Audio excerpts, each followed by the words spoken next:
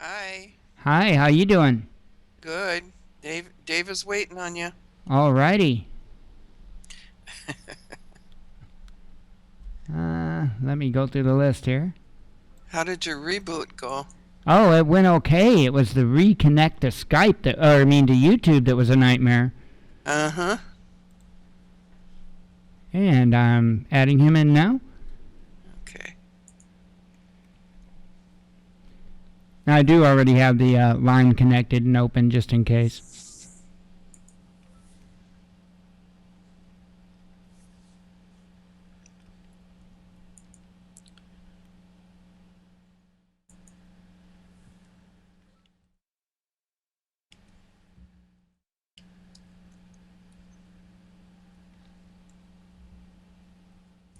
Yeah, I don't know what the deal was with YouTube. That was pretty crazy.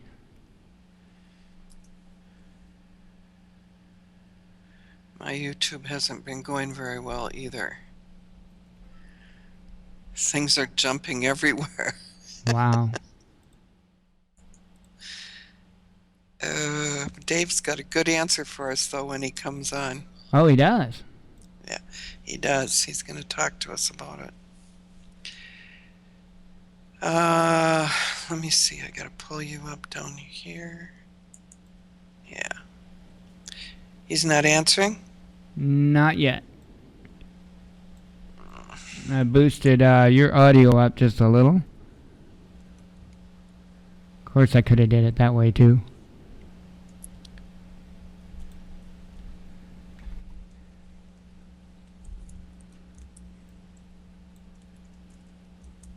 Nope, no answer yet. All right. Can you just grab him and pull him in? Well, that's what I did. Okay. It still shows it's ringing.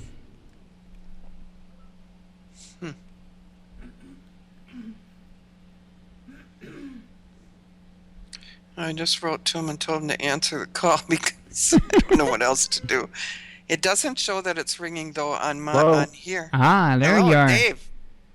Yes. My goodness, you think we finally made it? Yeah, I think so. Oh my gosh. I have had nothing but trouble for the last hour. Yeah, it's. I've had problems on my show too with interference. Yeah, they really go after you. I remember that pretty well, actually. Doesn't stop.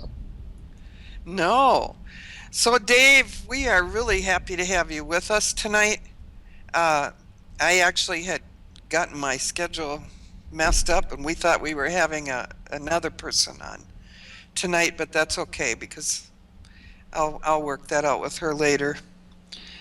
And so what we've got tonight is a lot of questions. I have a lot of questions. I went over your website while they let me have entrance and came up with a lot of good things I see that you've been writing, and so we'll talk about some of those tonight. But in the meantime, you want to give us a little background on yourself?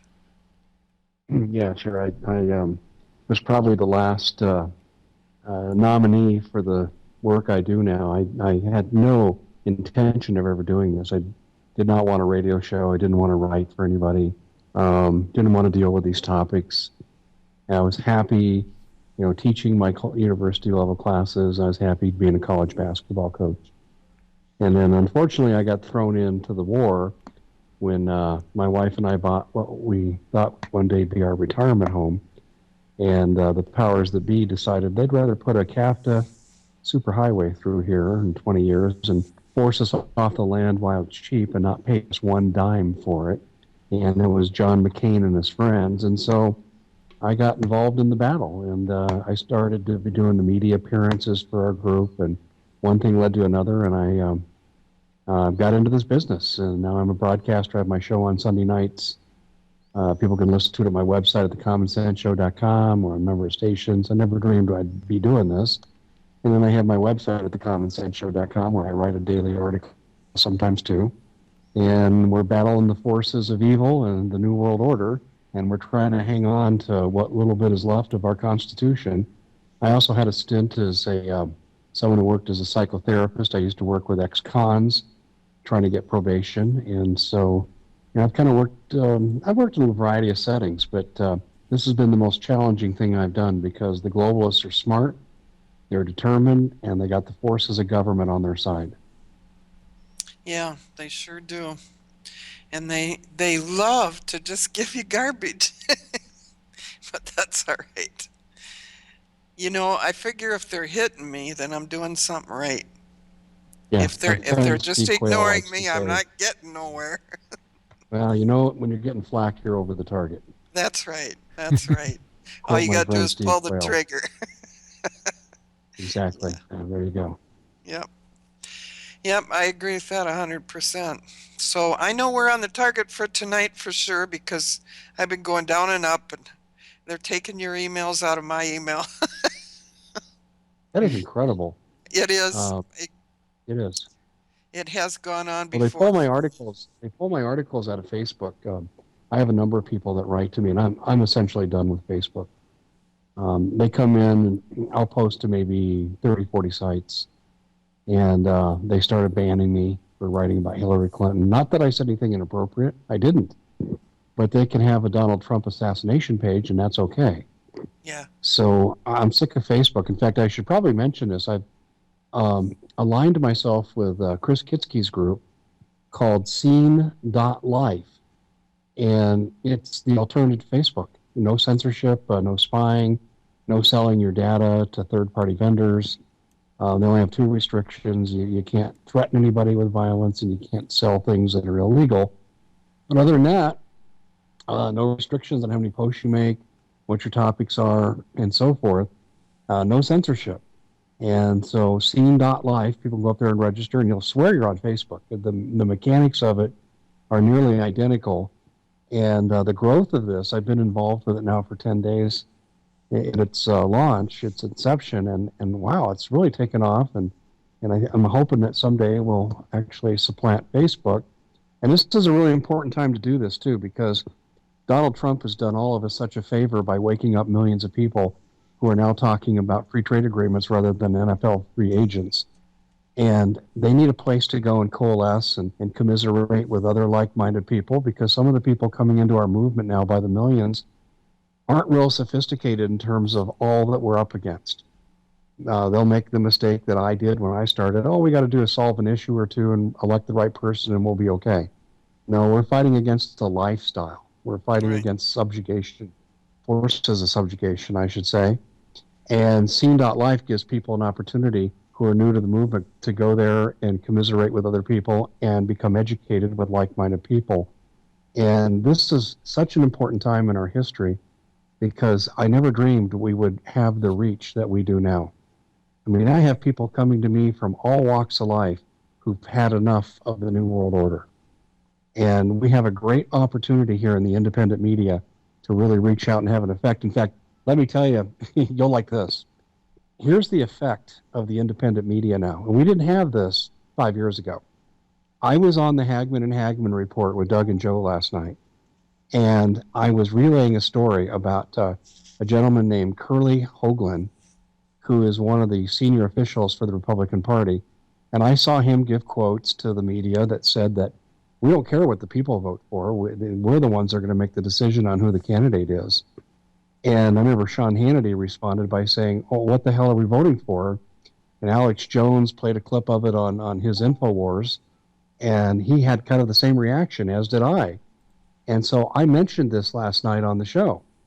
And this morning, I got a very long and very civil, very appropriately written, very professional. I got a letter written by Curly Hoagland's wife, and saying that I had made some mistakes in my presentation. Well, no, I didn't, because he was one of the many of the Republican Party officials who said your vote doesn't count, that we'll do the choosing. And so that's our reach right now. We force the other side, the people who are clearing ground for the globalists, to keep the game going the way it is and preserve the status quo. We forced them to respond the very next day with one comment on a radio show. Wow. Well, I have to thank you and your show. Sorry, I was probably a little Yep. low there. This is Mike, my co-host. Hi, Mike. Hi, Dave. Nice to He's meet you. also the owner of this channel. What I was saying is, your show had woke me up to something that I appreciate, and it was a little ways back, and I believe you were talking about, all that was going on with the McDonald's workers and stuff like that that was wanting $15 an hour. Your show woke me up as to why it's not that easy. There's more to it. You were saying something about, and it's true that like the McDonald's franchises are owned by management companies, and it's those middle guys that can't take that kind of a hit. I don't know if you remember that show or not. A lot of them are franchisees. See, this is something I know a lot about. My wife used to be in charge of McDonald's for Arizona. Oh, okay. And that was the position she held when we got married many, many years ago, and she's now retired. But yeah, I know a lot about how McDonald's operates. I know the players on the inside, and I know some of the people who are still active. And many of them are good people, but they are clearly in the Obama camp at the senior leadership of McDonald's. And the $15 an hour, look, you know what I honestly think it is? It's a pressure release valve. What we have in this country, and this is another issue that Trump brings up quite eloquently, we have just, probably about 30 million illegal aliens in our country. And let me say this before people say prejudice. No, I'm not. I think the vast majority of the people that have come here are outstanding people. They, like my father, who was an immigrant, come here for a better way of life, and we don't give them a choice. We don't process people legally any longer. If they want to come here, they got to sneak across. And we have untold numbers of people that die in the desert here in Arizona every summer who are trying to find a better way of life. Now, we do get rapists and we get cartel members mixed in with ISIS and the Muslim Brotherhood. I know all that. But the majority of them come here are okay. But they are treated like pure garbage.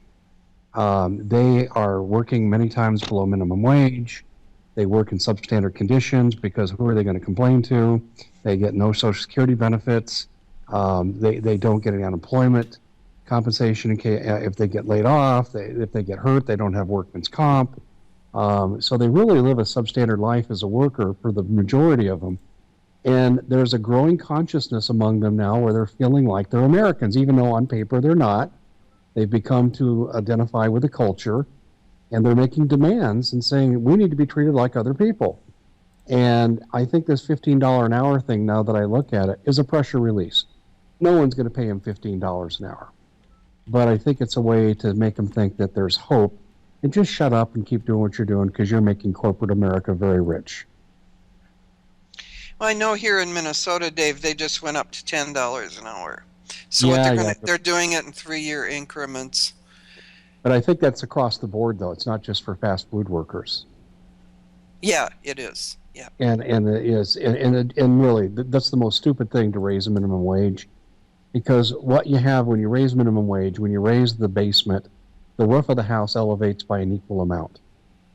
So you can't lift a house out of its foundation without affecting the roof and the ceilings.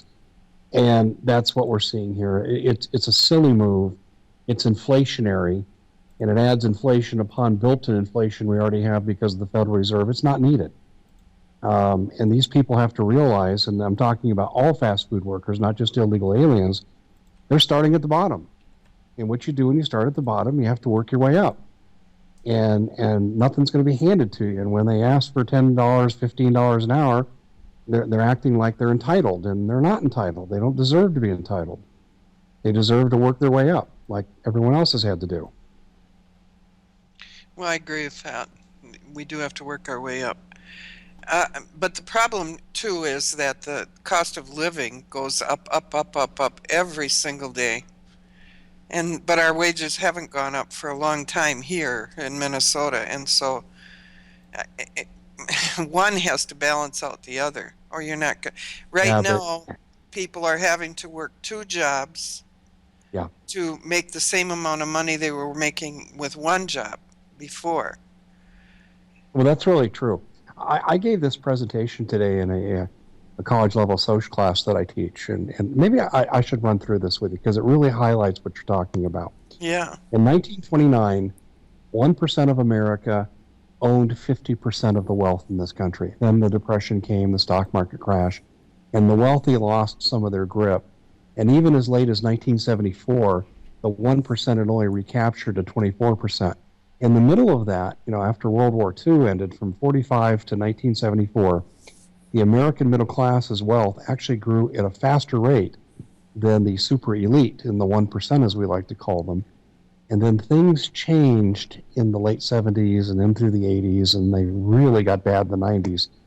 And what happened was we had corporations realize that, gee, we got this nice city called Detroit in the 60s, has the highest per capita income in the country. It's 2 million people. And we don't want to pay people $20 an hour on the assembly line and benefits. So what we need to do is go to Guadalajara, where we can pay these workers $3 an hour and no benefits. And then we can ship these products in so cheaply back to America if we can just get Congress through our campaign donations to do away with tariffs and taxes on our imported goods back to America. And we can even bankrupt our competing competition that stayed in the country and didn't go overseas in the flight for cheaper labor. And this has been going on through free trade agreements. And this is what Donald Trump has really been highlighting, that millions of our jobs have left. Now, here's where we are today. 1% of the population still owns about 50% of the wealth. But I have to give a caveat here, and this is really, really important. So people need to press their ear up against the transistor because this is the key point. In 1929, there weren't a great amount of subsidiary holdings or interlocking boards of directorate. There were some, but not many. And what I mean by that, if you own Company A, and Company A owns B, and B owns C, and D owns E, and so forth down the road, A becomes very powerful. They don't own that corporate subsidiary chain, but they control it. And it's how much wealth you control is really what you measure. And today, even though on paper 1% controls 50 and we're at pre-depression levels, the real number is 1% controls, not owns, but controls over 90%. That means 99% of us are fighting over the crumbs, the 10% that's left over. And this is why people with the risk of losing their job going overseas, through free trade agreements being replaced by minimum wage workers or less than minimum wage workers from south of the border, this is why people are having to work 2 and 3 jobs, because our wage base has been eroded and undercut. We're paying out the ears for taxes because when jobs leave your community and your factory shuts down, the local tax revenue goes with it. And so the cities are increasingly, and the counties are charging more for local city and sales tax, more for license plate fees, and all these expenses add up. And now we have basically the people in the middle class who are middle-aged today working 2 and 3 jobs just to try to keep up. And added to that, we have a $200 trillion credit card debt, which is not sustainable. Yeah. Not only that, now we have people up to the age of 67 remaining in the workforce, which would... when I'm there someday, I imagine I'm still going to be working. Yeah, because they're going to raise it to 69. Yeah, my bills are going up, and this is what we've got to do. And just working in what I do here in this business, I found it necessary to monetize some of what I'm doing. And so I work off a lot of commission sales deals on my website to try to make ends meet. And if I don't make some money at doing this, then I've got to go do something else because I've got a son who's not real far away from college, and I've got to find a way to pay for that. Well, you're still a lot younger than me. I'm 67. Well, age is relative, but here's the deal. Poverty is not. And this is what we're ultimately headed for in this country. We're at a crossroads. Donald Trump is right. We can't take on something like the TPP, the Trans-Pacific Partnership, because what that does is it actually negates nation states, and it makes corporations more powerful than the nations. And as a result, our Constitution will be irrelevant. Our Bill of Rights will be not applicable. And what will happen, too, is our standard of living will continue to erode to very serious depths. And Donald Trump is correct. We have to stop these free trade agreements. The problem is is the corporations use a legal form of bribery. And I don't believe a democracy can survive for very long if you have legalized bribery. And bribery is called campaign contributions. And all of Congress is sitting where they are today, in large part because of campaign contributions from corporations. So they're not going to bite the hand that feeds them. So what they do is they're basically saying, no, we need to keep the system the way it is. To heck with the American worker. They'll get by somehow. Donald Trump is saying no. And this is why you're seeing the forces of the Republican Party, and particularly the party leadership, line up against him, because they want to preserve the status quo that fattens the coffers of the corporations at our expense so they can continue to stay in office and hold the political hack jobs that they have. I mean, it's that simple. And this is an election that is really going to determine the direction that America goes. Are we going to stay where we are, or are we going to go down the path of Rome and Great Britain and so forth? I saw an interesting chart today, and I want to share this with you. Mm-hmm. And I actually asked some of my students today about this, what they thought the answer would be. It was a chart that depicted the amount of wealth that the middle class shares in for a nation. So you take the GNP, gross national product, and you say how much of the wealth does the middle class share in. Now what they did, this was a G20 study. So the 20th wealthiest nations on the face of the earth were included. And I asked my students, I said, well, clearly we came out of World War II, and for about the first 3 decades, we were easily number one. No question about it. I said, where do you think we are today? And here were the guesses I got. 3, 5, 10. Sorry, they were optimistic. We are in last place in the world, in the G20 nations, for sharing in overall wealth with the middle class. Isn't that shocking? Well, it is, in a way, and in a way not, because, when you're going to bring in socialism or communism, the first thing they do is drive out that middle class. And they've been working at that for years here. This didn't just happen overnight.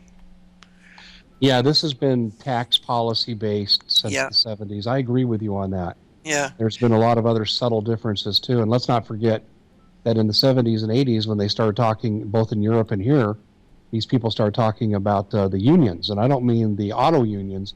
I'm talking about the European Union, the North American Union. This is their move towards global government. They first want to regionalize, and then they're going to go right for the global. Yep. Yep. I wanted to be able to share something with you and see what your thoughts are on this, if they're the same as mine. Obama ordered special forces into Honduras a week ago. I talked to someone yesterday. He said they're there. Now, what do you suppose that's for? I have no earthly idea because I have not investigated it. I do have some sources I could make a call and probably get an answer pretty quickly, but I have no idea. I will tell you, I'll tell you what I know goes on in Honduras. Yep. It's an extension of El Salvador. Yes. And what I mean by that is we're talking about, it's where the Mexican cartels, the rubber meets the road with Middle Eastern terrorists, and exchanging drugs for guns, kid trafficking, gun running, organized crime. And the conduit that's operating in this area is the Sanchez Paredes drug cartel. It's the biggest one in the world. It's funny, no one's ever heard of this. Now, if you talk to a DEA official like I have, or some government official, FBI guy, they'll know of the Sanchez Paredes, but most Americans don't. They are effectively the Peruvian army, and they control the Peruvian National Bank. And they are the conduit between ISIS, Muslim Brotherhood, Hezbollah, Hamas, and the drug cartels. And they operate paramilitary training camps in Central America. Thank you. You know how many years I've been trying to tell that story? Is that where you're going with this? Yes, because when I was down there in 2009, I left to come back here. So it would have been 2008 when they had a big, huge meeting, and all of those you just mentioned and a few extra were in there for the first time in the 12 years I'd been in Honduras. And they were all having huge training sessions. And at that time, I think that's how I met you. I think I had given a story, and you heard the story and called me. At that time, what they did is they brought in Nicaraguan soldiers, or Nicaraguan trainers, I'm sorry, both for language and to speak the dialect of Nicaraguans.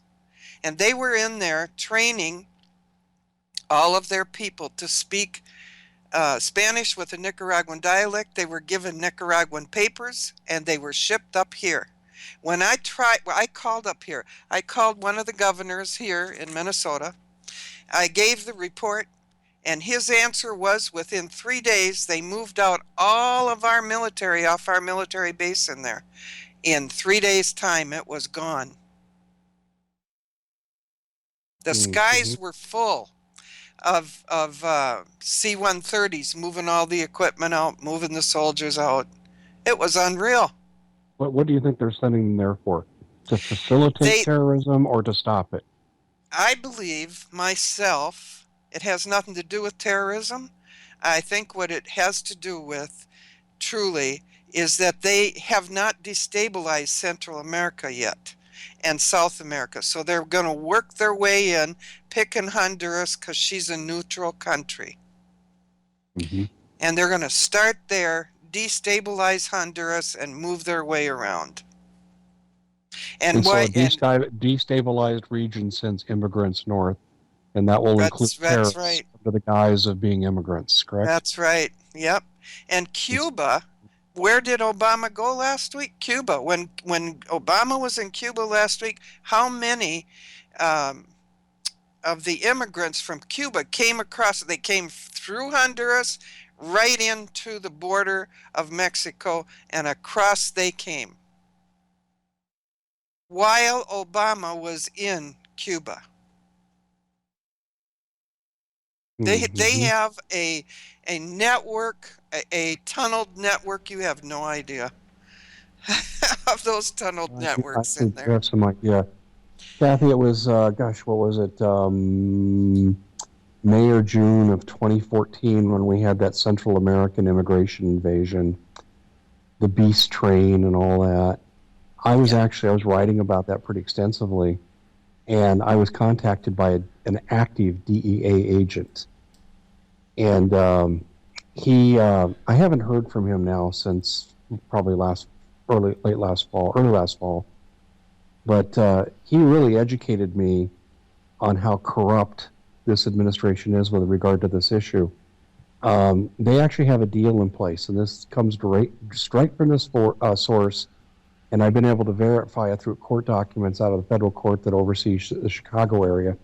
I think that might be District 12, but don't quote me on that. But in this court hearing, there was testimony given off the record that was, judges' chambers, in seclusion. But eventually this made its way out that the Sinaloa drug cartel was promised that they would only have 20% of their drugs taken at the border, and 80% would be allowed to infiltrate into the country. And this is at a time when people who were connected with Chapo Guzman, involved in this trial as defendants, they were saying, yeah, we're also working with Hezbollah, Hamas. That's right. And this paralleled the time in 2006, and I've got a copy of this on my website. The Tucson Police Department here in Arizona put out a memo saying that Hezbollah and Hamas were heavily involved in the drug cartels. And then in 2010, the federal government made the same acknowledgement. And they're not doing anything about it. And see, Fast and Furious, a lot of people think that we sent the Fast and Furious guns down to Mexico so the cartels would use them and we could talk about gun control and American guns are going international and causing problems. That's not it. They were sending those guns to the cartels so they could network up and partner up on an equal status with terrorists that were coming into the region. And the Sanchez Paredes cartel in Peru coordinates every bit of this. And the DEA agent told me that the leaders of the Sanchez Paredes routinely fly into the United States, and they're left alone. And yet we know they're a total criminal enterprise bringing drugs into the country. Now, the DEA agent that I talked to was in a fairly high position. They were allowed to bust a same percentage of drugs, 20%, as the Sinaloas were told would happen at the border. And he exceeded that because he believed in his job as a DEA agent. They fired him from this post, Yep. and they reassigned him to Washington, D.C., where he is now. And he says they know I'm talking to you. We used to do this elaborate call this number, connect to this, follow this elaborate trail of communication so we could communicate. We didn't do that towards the end. He just said they already know. And he said, I know they're going to early retire me. Yeah. That's what's going on. So your instincts are good, and I'm not surprised that it has spread to Honduras. I will tell you this, that, see, the Russians are also involved in Hamas and Hezbollah. They run guns for the Syrians, via Russian guns. Yeah. And they're involved in San Salvador, a base training camp outside San Salvador, where they're giving training to the various drug cartels. So it's one big incestuous mess. Now, I'm sure you guys know this. 8 miles from El Paso, 3 miles from our border. This was uncovered last year by Judicial Watch. We're not talking, people who don't know how to do research. Highly trained lawyers, through Freedom of Information Act and court filings, were able to obtain information that there is an ISIS base camp 8 miles from El Paso, and it's also inhabited by the drug cartels. And they had as targets in the United States universities, federal buildings, and so forth to blow up. Do you remember that? Yep. And they're still there. You can't enter in that area. Nobody can enter in there. And they're protected by our government. Well, here's the purpose they're going to serve, and I can draw no other conclusion. At a time of severe discontent in this country, such as Trump having the nomination stolen from him, Trump being assassinated, Hillary Clinton getting in and doing her stuff, we're going to have widespread civil disobedience because now the American people are awakening, and it's going to be a problem. What we're going to see is an excuse to lock us down under martial law. Our fifth column forces coming into the United States with ISIS, the drug cartels, MS-13 are their political assassins. That's how they're used in Central America. And I have Border Patrol agents who told me back in 2014 they were told to admit MS-13, and they said, we know who they are. They put tears on their face, tattooed on, in reference to the murder victims, people they've killed. They said we were told to process them in groups of 8 to 12. So we have these fifth column forces coming into America, and they're going to cause such widespread trouble as a fifth column force that we'll have martial law. Now, this brings me to a really salient point here. In Texas, they're ready to launch an exercise that we could call Jade Helm 16, the takeoff of last year, but it's really called UX 16, Unconventional Warfare Exercise. And I have the documents on thecommonsenseshow.com. People go put UX 16 into my search engine and find these. And the documents call for fighting against rogue American military units. In other words, the anticipated civil disobedience could go viral, could get very, very bad, and American soldiers are going to be called to fire upon American citizens, and many of them won't do it. So this is why in UX 16, I have an insider source who told me they're going to have 36,000 troops that are of foreign origin training with them because they'll have no compunction to kill Americans.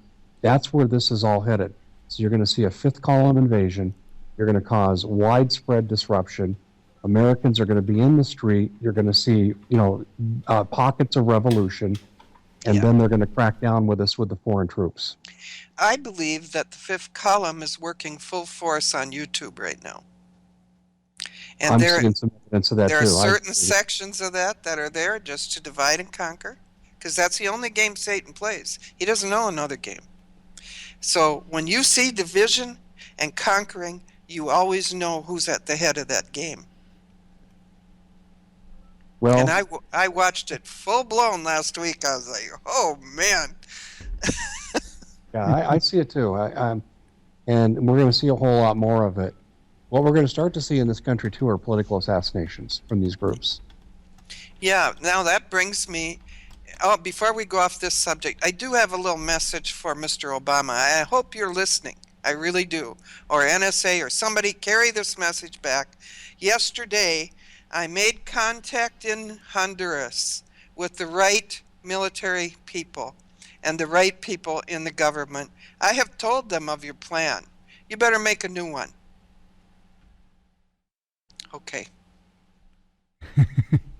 I just had to get that out there. Because if we don't stand up against these people and put Satan on the run, we're never going to win this war. When you see and you know that something is taking place like this and you have a way to stop it, do it. Because dead is dead. Doesn't matter if I'm dead tomorrow or dead today. Doesn't matter. As long as I did everything I knew I could do to make this thing stop. What base did these troops leave out of to go to There's Honduras? only one base there, and it's in Comayagua. Yeah. Now, but they were only gone for 2 weeks, and they brought them back. So something happened in that 2-week period of time, and I have no way of knowing because I had to go over to the Mosquitia with a group of doctors that came in, so I was gone. I don't know. But during that 2 weeks of time, too, is when I ran into those military that were meeting from all these different countries. And Dave, it wasn't just Hamas. Taliban was in there. The Cuban soldiers were there. The FARC soldiers were there from Colombia. Bolivia's soldiers. I saw them all. I was on the base with them, talking to them. Now, you say the base. Which base would that have been? They had a base that they were making all in the woods in the Mosquitia. And I was on my way 12 miles down the river from, what's the name of that place where you land on the plane and get out? Oh, I can't even remember. No, it's in the Mosquitia. Oh, okay. Yeah, if you wouldn't mind sending me I will do that. Hodges at thecommonsenseshow.com. So just send me a brief spelling and so forth. As I want to look into this now. Yeah. But I have no doubt this is an extension of the San Salvador operation. Yeah, and it's all about the drugs. But see, we are the ones here in the United States that are funding the drug movement. Yes, with our We're tax the ones dollars, no passing the arms. We're doing all of it. If you want to know where Mrs. Clinton's planes are, or Mr. Clinton's planes, they're leaving from the northern part of Honduras. The drugs are being loaded on their planes and flown right into their base. And you guys want her for president? Get real. They're still dealing the drugs. No, Hillary's always been a drug dealer, going back to the governor days in Arkansas. Yeah, and Whitewater was I forget the name, Rose Law Firm. That's it. They were used as a conduit for drug trafficking. Well, and it's interesting. The Rose Law Firm did a lot of work with Saddam Hussein. They arranged for him through corporations they worked with for him to get sarin gas that he used on the Kurds. That's Hillary Clinton's territory. That almost came out under the Ken Starr investigation when Whitewater was looked at. But unfortunately, that investigation was killed and cut short. But this thing in Central America is really fascinating to me. I'm wondering what the role of the troops were. They were all being trained, like I said. They were being trained to speak with a Nicaraguan dialect. And they were handed Nicaraguan papers. And they were going to be making their way up the border. And the reason they chose Nicaragua is because Nicaragua was communistic. So the people that were in there that were going against communism were always in danger. Well, Nicaragua is an interesting choice, because I made a list of 9 nations that have formed military alliances with Putin when it looked like we were going to go to war in Syria with him. And Nicaragua is one of the prime ones. Mm-hmm. And I found that to really be interesting, because I know the Russians are involved, as I said, with Hezbollah and Hamas as gun runners for the Syrians and Assad.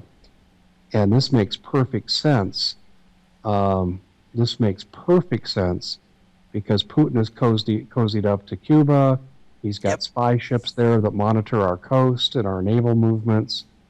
The Nicaraguans use they have the old Soviet backfire bombers that were brought out of mothballs and given to Nicaragua. Yeah. So what you're saying to me makes a great deal of sense because Putin has his hand in this. Yes, This he is the does. Red And Dawn. This is the Red Dawn invasion of the United States. yeah, we looked for it to come in a different form, but it's here. And everybody is, Putin is playing the good cop, bad cop person here.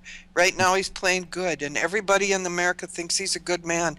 But leopards don't change their spots. And that leopard's going to bite hard when he bites.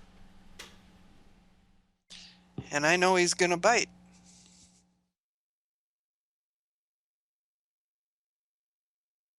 We really have to start standing up. You can't shut up no more. You got to get the truth out no matter what it is. If you see something, say something, but on the good side. Did I lose everybody? No, I'm here. I'm just taking all this in. This is not surprising to me. It just fills in one more puzzle. Piece of the puzzle. No, I'll fill in another one for you. It was day before yesterday, I think it was, when they picked up a ship, an SS submarine, whatever, I don't know, submersive something or other. And it had, I guess, 7 tons of, or 5 or 7 tons, I can't remember now, of heroin on it. They sacrificed that to distract from something else. They never lose their drugs. They let that go because they're hiding something else. So what can that possibly be? Well, it could possibly be they're hiding all them Cubans that they're bringing into Honduras so they can get up that border.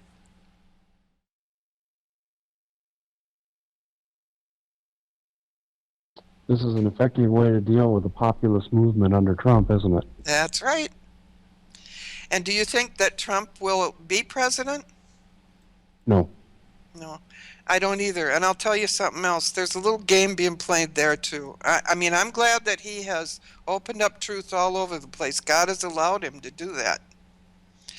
But Trump is cousins to Hillary Clinton. Oh, I know. Listen, I wrote about this very early on. I said Trump is put in there to destroy the Republican Party so Hillary can waltz in. And it's But working. you know what, though? I don't know that I believe that anymore.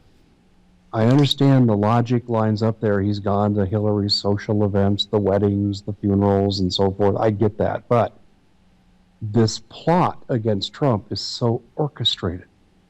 It's so massive.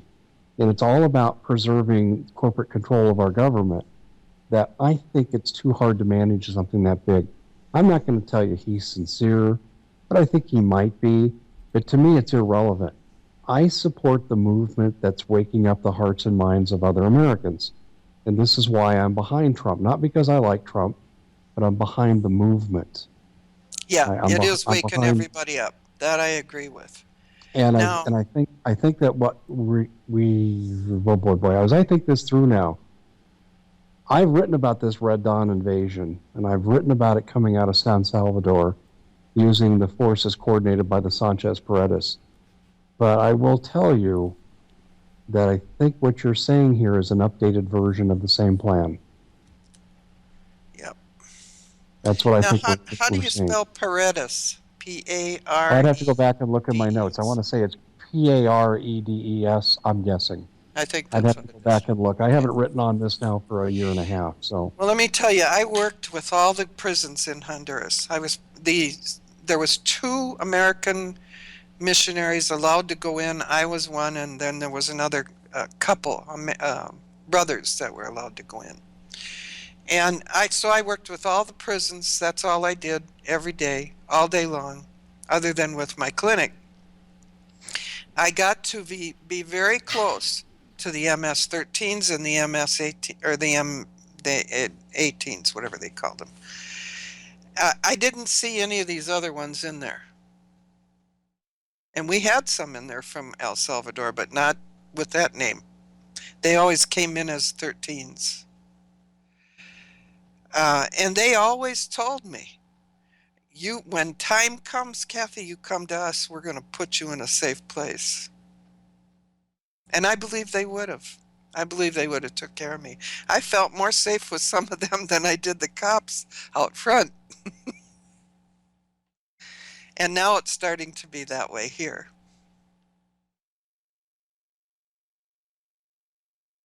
Well, yeah, you've kind of shaken me to my core here because I I know shook what you're Dave saying is true Hodges. because I know what's been going on down there. Yeah, I mean, this DEA source I had was phenomenal. And what he couldn't tell me that was classified, he sent me to court cases to educate me on what he couldn't say. Very intelligent guy. yeah. And I know what you're speaking of. I know about the Cubans, but I also know something else. They're not just bringing guns. They're bringing bio and chemical agents. That's right. Do you know about that? Yes, I do. I'll tell you what I did. I was on my way down the river, 12 miles. I had to get in there to get to the villages where we were going to take the doctors to.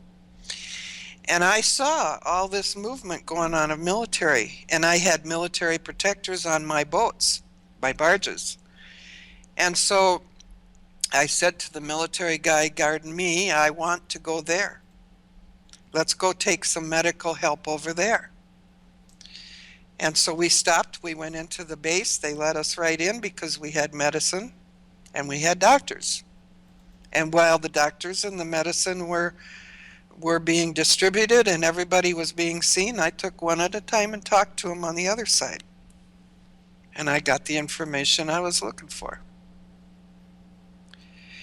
And that's how I found out what their whole plan was. These are dumb kids. They just openly tell you what they're doing. So when I tried to warn the United States government, they didn't want to hear it. They didn't want to know nothing about that. And I went to one of the governors that was right on the Foreign Affairs Committee. He didn't want to hear nothing. You know, they're involved. That's why they don't want to know. They don't want to hear it. They know what they're doing. But you're right about Obama going to Cuba. Mm-hmm. Yeah, I'm pretty sure I know something else that took place there too, but I'm not going to say that on air. I'll tell you that off air.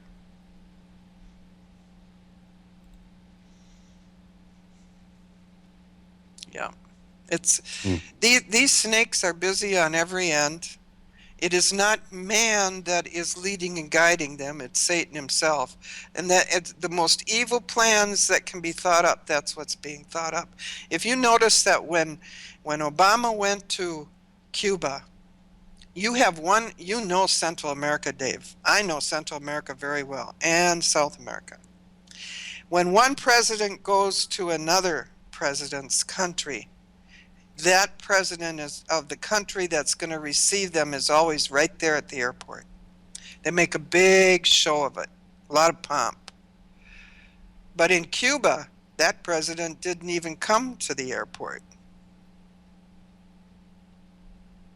He already was given his message out, turning his back on Obama. He doesn't believe him. He doesn't trust him. The Cubans in Florida, they don't trust him. They don't agree with the thing he just did. They know. These people are smart. They have figured out what's going on. I mean, why all of a sudden after all these years does Obama go into Cuba and want to open up things there and be friends? Get real.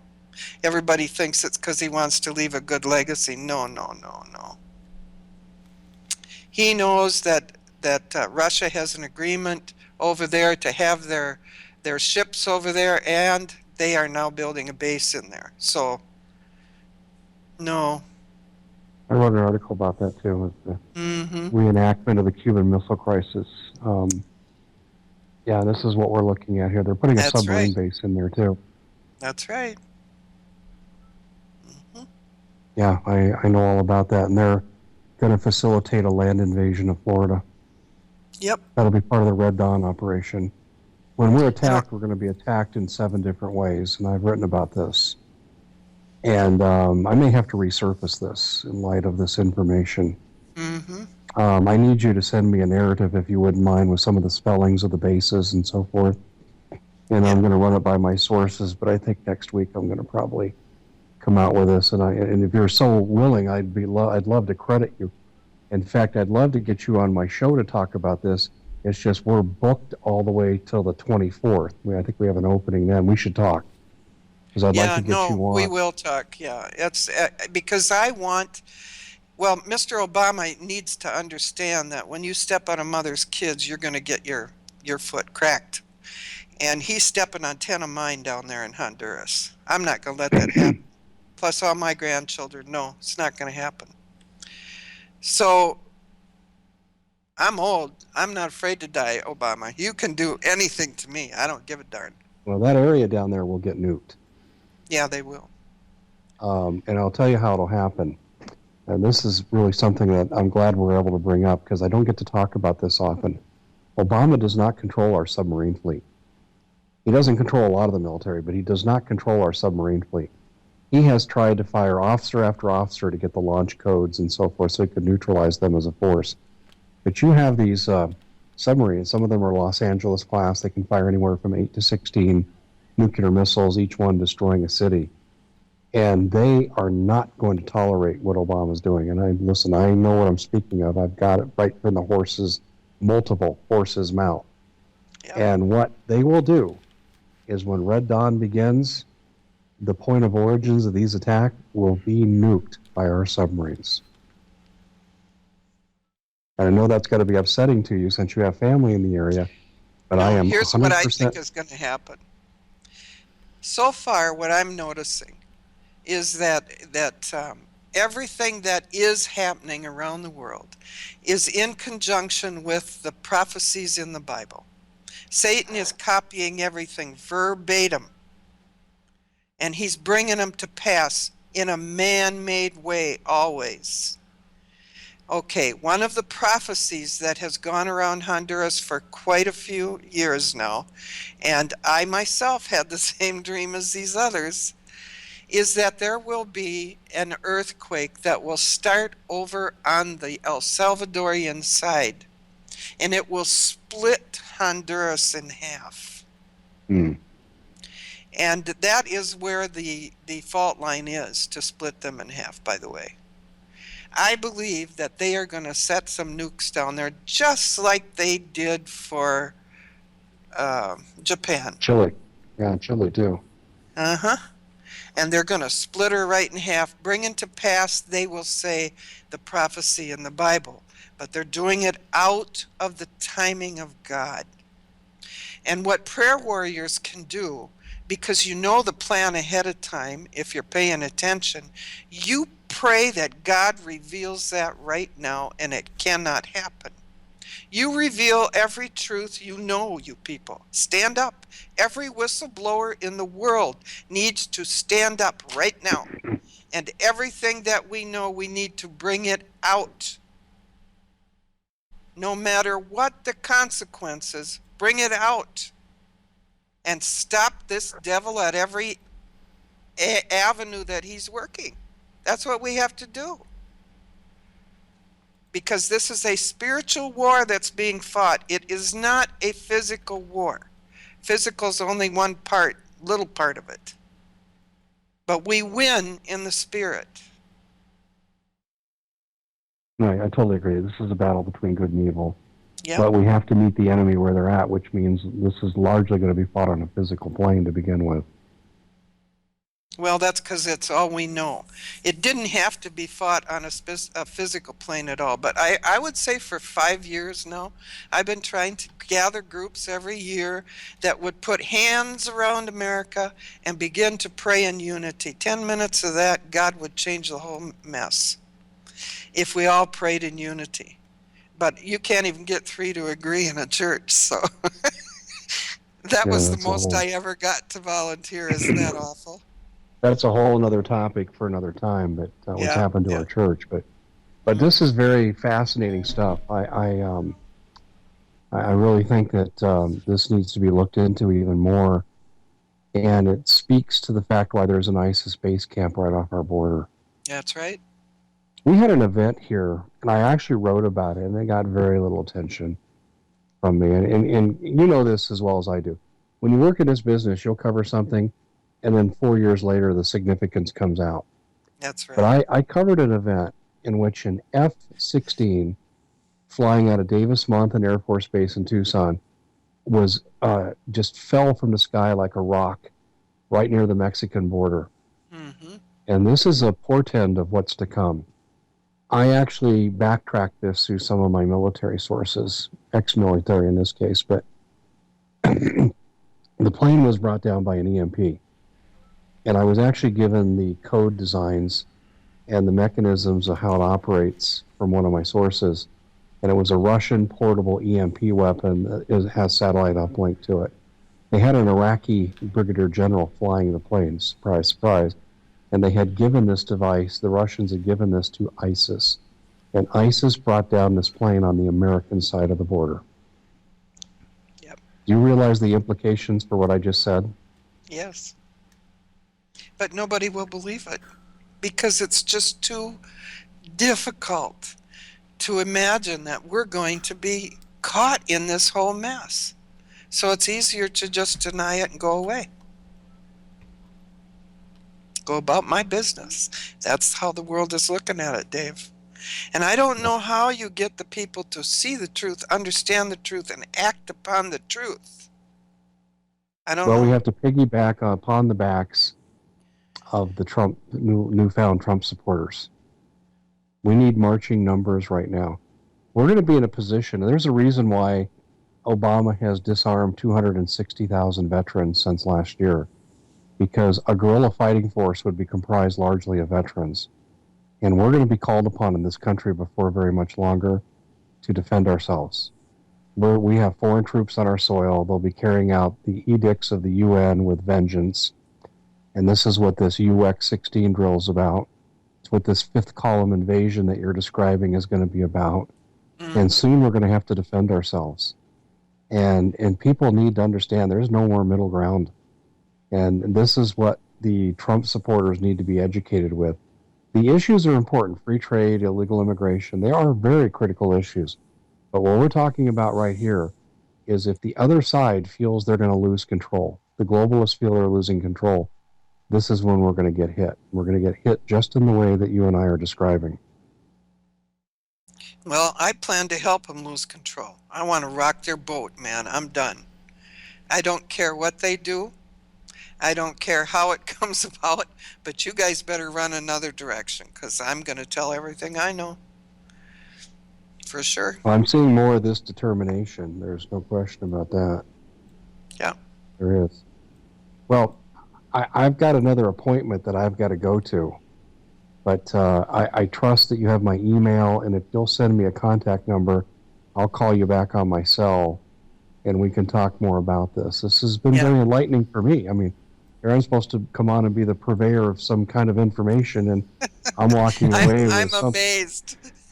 Yeah, well, listen, I'm not surprised because I know this is an extension of San Salvador, but what's alarming is it's expanding, and that means it's getting closer to happening. Yes, it is. And that's what really has my attention right now. Oh my gosh, this plan that was off, you thought, for a couple years, it could happen a little sooner than you thought, and that's kind of where I'm at. But look, it's been great being on with you guys. I really appreciate you having me on. And I look forward to hearing from you. Back again, too. And thanks for coming. Okay, sounds good. And I'm going to send something I think you might find pretty interesting to your email, too. So. Okay. I appreciate that. Oh, and no problem. Look forward to communicating with you guys more in the future. Okay. Thanks, Dave. All right. God bless you. Bye-bye. Bye-bye.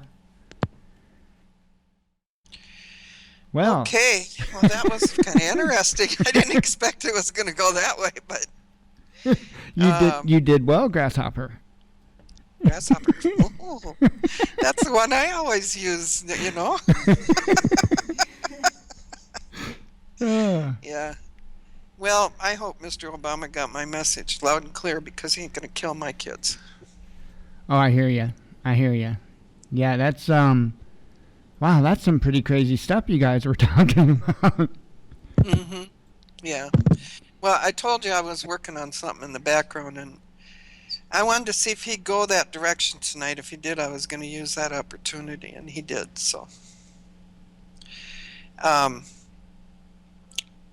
I believe that we're just by October we're going to see these troops coming through. Mm-hmm. By October, because everything is going to connect to the Chinese money. When the China is able to enter in the SLE, um, what they call them SLEs, I can't even remember what it stands for, Is but it it's with the World Bank, is it and they're going to be able to use their money, and they will then drive our money right into the ground. is that The by chance? moment their money comes up, ours goes down. Go ahead. Is that by chance? And I'm just taking a stab here. The savings and loan exchange.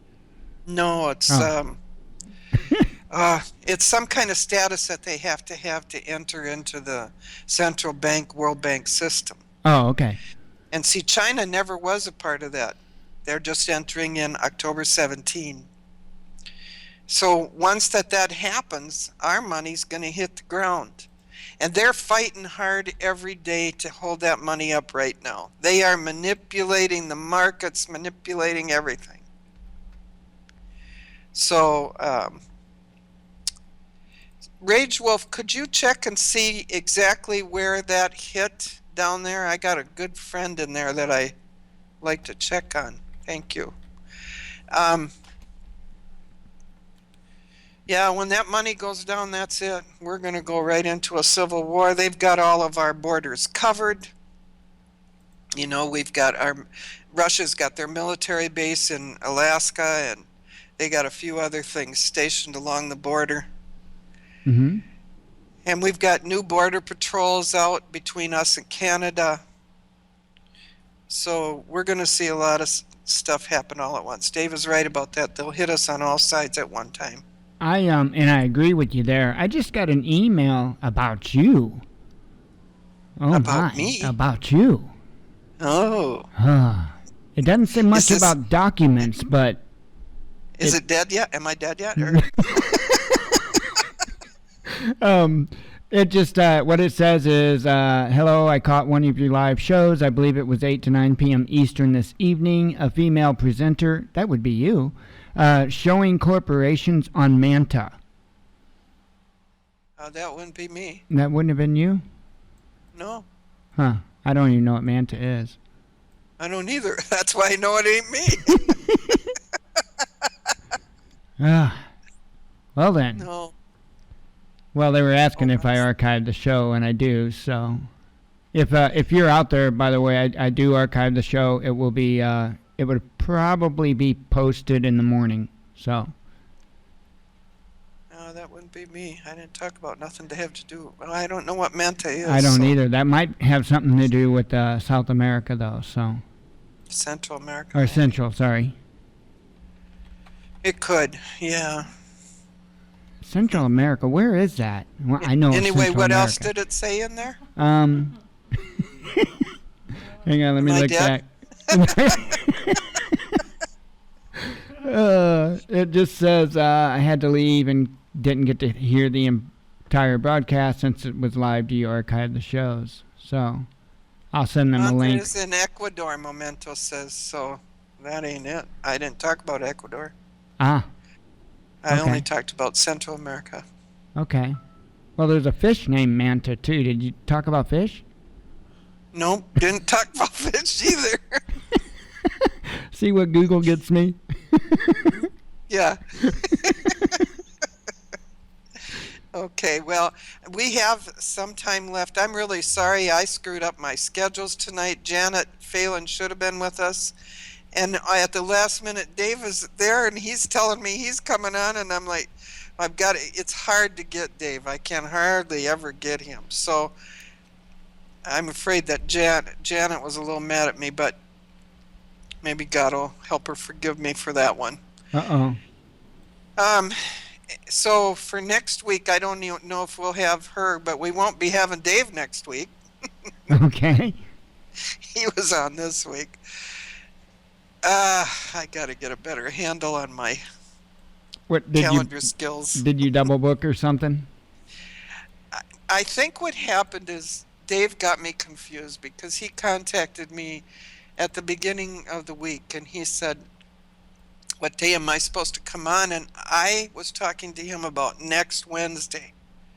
So I said, "Next Wednesday." I said, "Remember you called me and said you wanted to do it next week?" Then he thought it was next week was this week. And so I just, I had to make a decision. And not that I didn't want Janet on, I do want her to come on. She's got a lot of good stuff to give us. I can But imagine. I'll just have to work it out. I need a secretary. That's what I need. I got so much going on over here. It's unbelievable. Oh, I hear you. I hear you there. Well, you got Jan. That helps. Jenny. Yeah, she does a good job. If I call her that, though, I'll get stabbed. My cat won't do a darn thing except nag at me. Uh-oh. Okay, you want to open it up for questions? And if you guys are calling in tonight, let's stick to the subjects because we don't have a lot of time. I like to get the subjects discussed. Which would be manta fish and Yeah. and Kathy's death. Yeah, there you go. Yeah. I didn't have a helicopter tonight. No, that was kind of amazing. You what? I didn't have no helicopter out there tonight. Oh, Probably by a drone, who knows? Let's see here. I've got a camera outside getting rained on. Ooh. That's all right, though. It'll make it waterproof or waterlogged, one of the two. Thank you, Rage, for telling me the area. So that's not where she's at, so thank you. And the line's already open. I just have to switch over to that screen. Or did I? Oh, I got rid of that screen. I see how I am. All right. Give me a second and I'll get that number to everybody. My Facebook is Kathy.Rubio. I believe it's dot. If not, it's just Kathy Rubio. But I'm going to be moving to where Dave said because I've been waiting for something like that to open up. So I will close. I've been wanting to close Facebook for some time. And I think that's the way I'll do it. But I just have to get to everybody in Honduras and let them know where to go for me. But scene.life, I'm going to check that out tomorrow. Yeah, I found Anything we can do away from the main line used junk here of the government, that's what we need to do. Oh, I agree. Myself, I don't know. I'm sure I'll still be on Facebook, but I'm gonna check that out. The way I see it, I'm already done. Memento, I was kind of joking because if I don't personally call these people up and bring them on, they won't come online. You have to know them, and especially in the air places I walk. So, but it would be nice to have an extra person over here working on this calendar. Oh well, I'll get it done. And the line's already open. I think you got the number if you want to verbally give that out. Oh, I do. I just picked it up and laid it down. How do you like that? I see how you are. Yeah, if you want to call in tonight, you have any questions to ask, 605-562-3140. 605-562-3140, code 529582. I typed it in as you were saying it. You typed it? I wish you'd write it down here, right below where it says Watchman News. What I do is I put it on the screen, all nice and pretty like. Okay, I'm trying to catch any questions that are going on here. I don't see any. So I'm supposed to tell you it's Tulsa, Oklahoma, the suburb of Owasso. Yeah, I saw that, and it is not the right area, so thank you, Jesus, for that. She just moved there 2 weeks ago. I bet she's freaking out. And she's never been in an earthquake. I said, get ready, and they had one yesterday. I gave her all the instructions. Do not stay in the house. Get out. Oops. Yeah. Okay. So no phone calls? If I get it on the right screen without Oh, you merging got it to on. dial it in yet. Oh, I already did. Oh, okay. I didn't hear all the noise. No, because I did it before we even started the show. Good boy. And we already have a common caller. Okay. That'd be Rage. What do you mean by common there, folks? Hey, are you trying to say I'm normal? I don't think anybody's Many normal on the anymore. many in the chat room would beg to differ my normality. Yeah, I bet. There's probably even some documentations about it. Probably is, Rage. There probably is. I'm sure there's a lot of documentation tonight.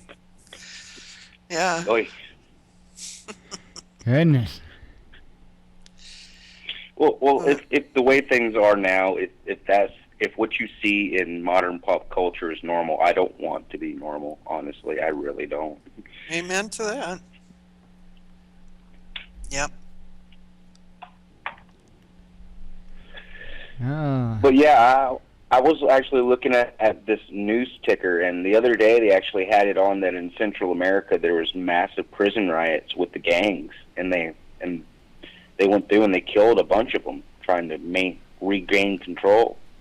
They were saying they were trying to calm down the gang problem with the MSs and the Serenos and whatever the hell they are down there in that prison.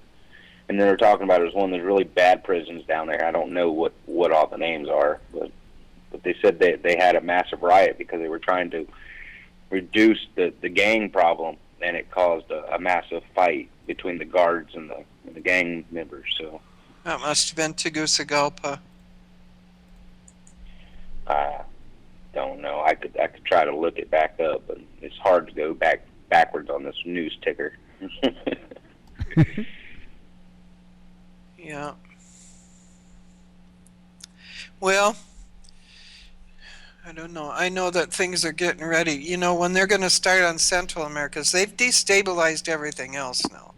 They've got Europe, they've got Greece, they've got the Middle East, they've got Ukraine and all that area. It's another replay of history, Miss Kathy. I mean, it's almost no different than the banana republics we set up back in the early 1900s. This is just another replay. We're going to go in, destabilize, cause a problem, provide a solution, and then we're going to unify under some sort of something or another. Yeah. And I do believe they're trying to fix it so that Hillary Clinton gets voted in. And Hillary Clinton, did you know that when Clinton was in office, when she was the Secretary of State, she handed our codes over to the people in the Middle East. She gave them our codes. Wow. Hey, you know what? That's the highest treason there is. I don't know if you are aware of this or not, During Kathy. wartime. I don't know if you're aware of this or not, but Monica Lewinsky, and I'm not joking here, she had an unbelievable security clearance. And the reason why, and I'm not saying that there wasn't any hanky-panky going on in the Oval Office. I can't say that. It wasn't there. But I do know what she was doing was taking military secrets for Bill to the Chinese. That's right. And that's why they had all the private time together. And so when that private time was, because that came up under some kind of other investigation that he was under. And then when they started questioning him on that, they had to allot for that time that they were spending together. And so there you have a sex scandal. Mm-hmm. Yep. Wow. It's just like this sex scandal that's going on for Cruz right now. Whether it be true or not true, it's a distraction. Now, I'm trying to figure out what is this distraction really all about. What are they trying to hide? What are they doing behind our backs at the same time To that they're wag the dog, distracting? Kathy. Yeah. Yeah. So, It's just like a lot of people don't realize is that in South America and Central America, a lot of the water rights have been bought up by the Bush family. Their future is in the Bush the Bush family is in the water rights of Central and South America, or they've gone through and they've bought the aquifer rights. So, and people don't talk about it. People don't realize it, but if they knew then something was going to happen where water was going to be the new gold. So, yeah. And now look at everybody's checking their water after what happened in Flint. And now we're finding out that the water you buy in the store is no more than tap water full of garbage. yep. That's all it is. And this is what happened in Honduras right after Hurricane Mitch. The United States was bringing us in clean water. And when we tested the water down there, it was full of feces.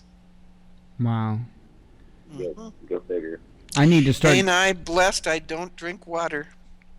I need to start drinking my tea with my life straw. Mm-hmm. I think that might filter out your tea there, boss. I want to get one of those life straws. I gotta order one. Maybe you could go onto the forum page or on my moderator page and look up how to run a still so you can distill your own water. Yeah. Or other things. Well, yeah, but, water. It's for educational purposes, y'all.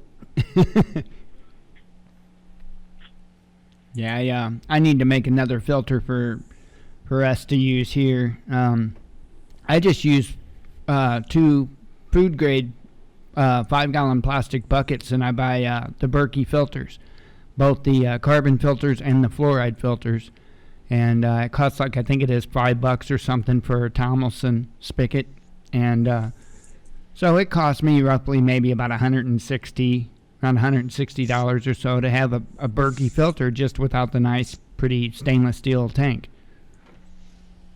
Yeah. Wow. Yeah, they're very expensive. One of the ladies upstairs has one, and I can't afford that. So. Well, you can do it cheaper. You can buy cheaper filters and still use the food grade bucket idea, and you can actually also you could use the carbon filters, the cheaper ones, and you could actually still buy the Berkey fluoride filters and do it for a lot less. Well, I'm using I don't remember the name of the system, Brita, but it goes onto the tap. You screw it onto your tap, and it gets the water as it's coming out, and it kills. And that's done with charcoal. Right. And it does a good job. I mean, the cat isn't dead. I don't drink the water, so but the cat's here. Well, the only issue with that is anytime you use a pressurized water filter, it doesn't filter as much as a gravity feed. Yep. Okay. Because it's forcing it, yeah. Yep.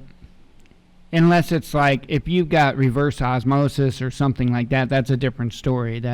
No, don't have that either. Who in God's name in the common people here, especially on our page, has the cash to fork out to go and buy in a reverse osmosis? No. Exactly. Nobody. You got enough room in that apartment of yours there, boss, for a reverse osmosis system? No, it takes up a whole counter almost. Well, see, I was just going to put it in a different zone or something, Yeah. Kind of. I'm trying to think of the word I'm thinking of. A different dimension. There we go. Oh, there you go. Yeah, you're going to fold time and space and stick it there. When you figure that out, you'll make $1 million because the military will really want to know how to do that. Yeah, you won't be around long. They'll get that idea and get rid of you. Is that an Einstein stole a patent joke there? No. Yeah.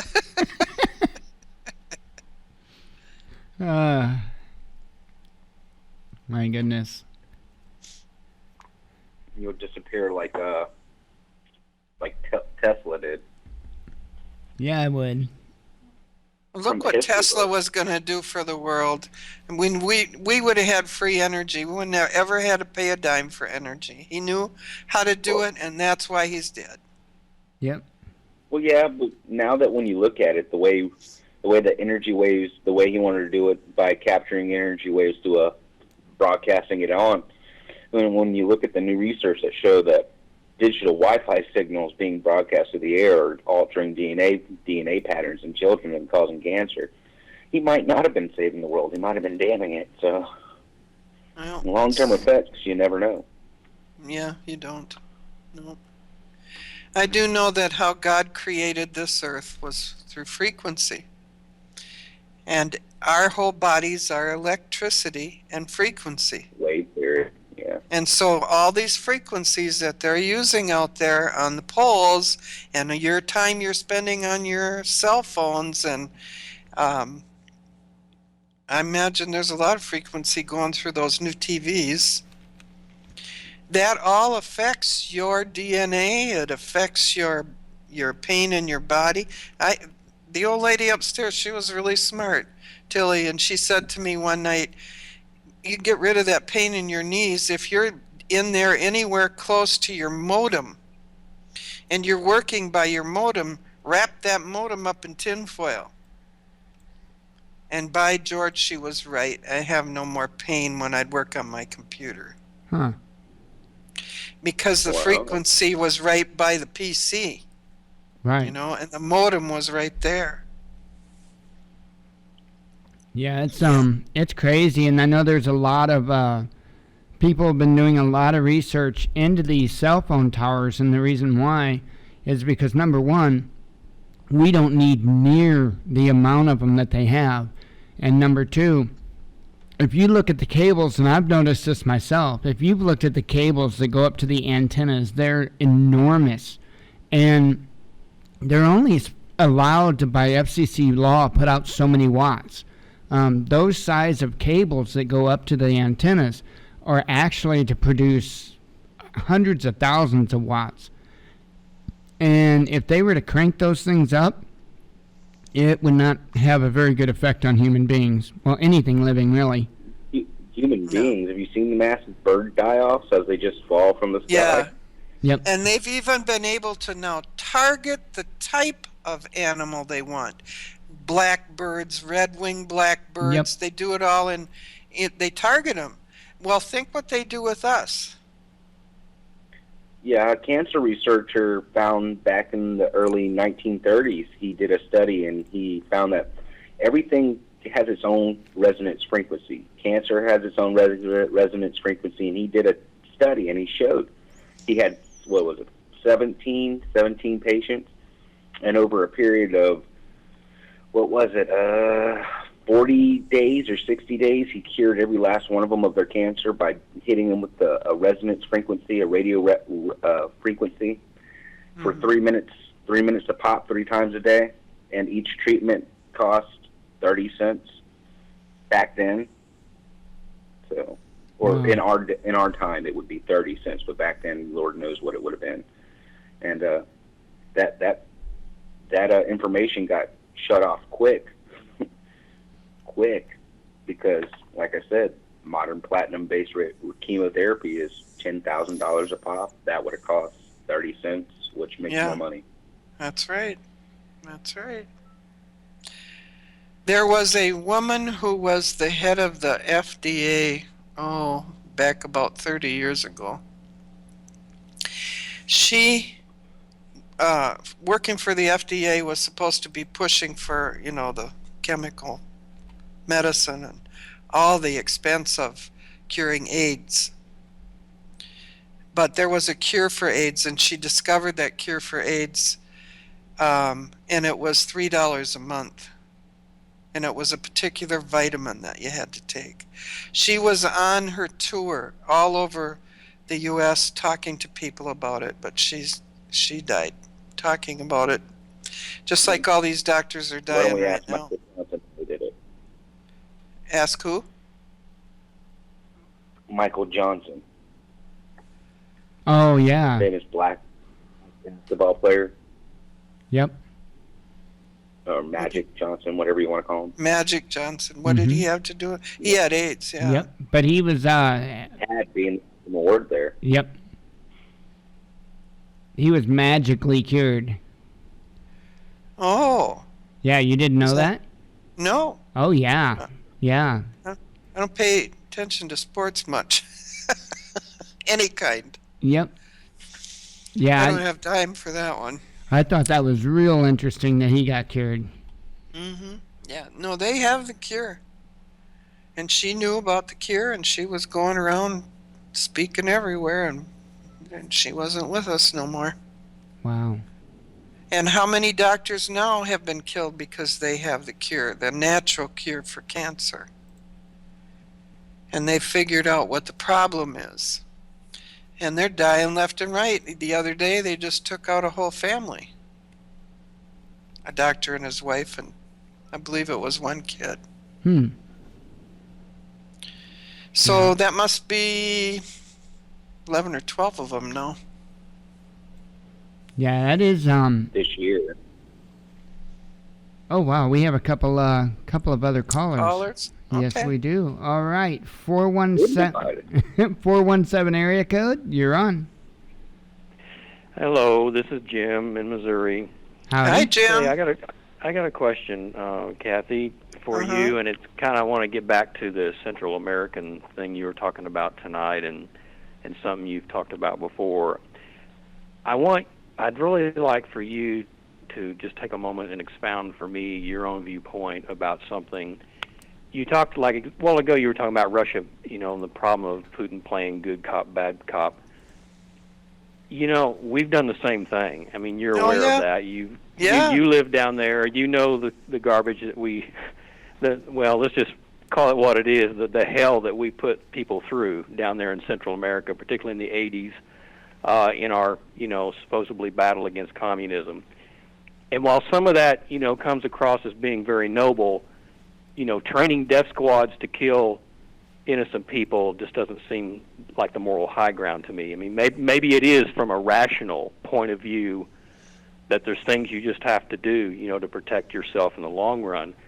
And I know in the 80s, when they came out with the Iran-Contra thing, our nation, even my own family, we were divided about Oliver North. I mean, some people think he's a hero, and other people think he's the most evil man in the world.